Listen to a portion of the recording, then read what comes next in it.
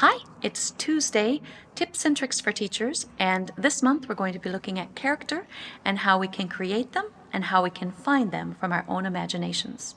I wanted to point out that this is a great book for how to write a story. We can find it in the Noor Library in Levanger, written by Lisa Bullard, and it's set up in a way that's very kid-friendly.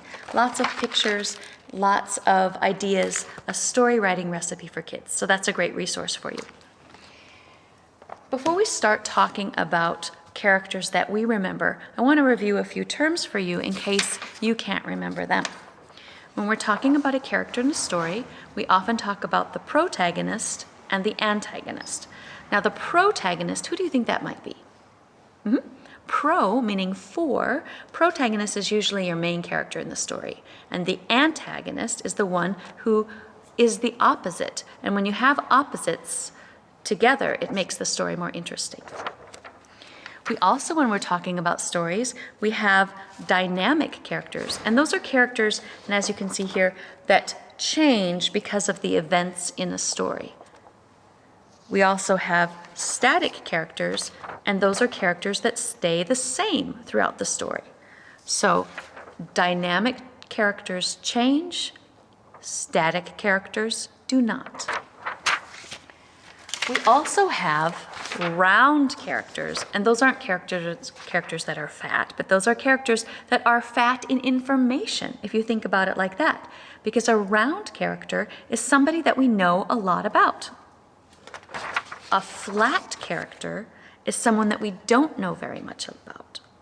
So as we're reading our stories, as we're talking about what we've read or what we've written, we can think about using some of these terms. A flat character versus a round character. A static character versus a dynamic character. Protagonist and antagonist. We can also, when we're thinking about setting, there are a couple of terms or words that we use when we're talking about setting or where the story takes place. One is a backdrop setting. That's a setting that can be anywhere. Once upon a time in the 1,000-acre woods. The story can be anywhere. It's mostly character-driven. We also have what we call an integral setting. And an integral setting is one that's important, that is as important to the story as the characters. So backdrop setting, integral setting are also terms that we're going to be using as we're talking about character and story. So characters. What characters do we remember? I'm guessing if I were to say the very hungry caterpillar, everyone would have a picture in their head even before I show you this book. That's a character that means something to us that maybe many of us have encountered in our reading and in our school days. How about Where the Wild Things Are by Maurice Sendak? Again, we see the pictures of these wild things, and those are characters that we automatically know or we make connections to. Some of you may know Olivia, and many of you know Julia Donaldson's Gruffalo. So when you just need to hear the name Gruffalo, and already you have a picture in your head. One character that I remember from my childhood was the POKY little puppy. When I was younger, we didn't have all the technology that you have today. We received books, and with them came a record. It's a round thing that goes around and around. And there was a man named Soupy Sales. He would read the story out loud, and we could follow along in the book.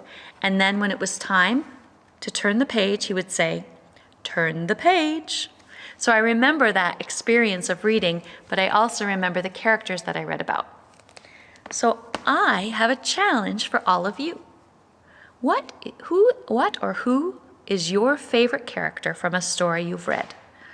Could you write to us and send in that character's name and the book that that character came from? Maybe 2 sentences, maybe even draw your own picture. Send it in to us at cyberbridge@noor.no, and we'll see what kinds of characters have made an impact on all of you. Stay tuned next week where we talk about how you can find your very own character. Thanks for tuning in. See you next Tuesday.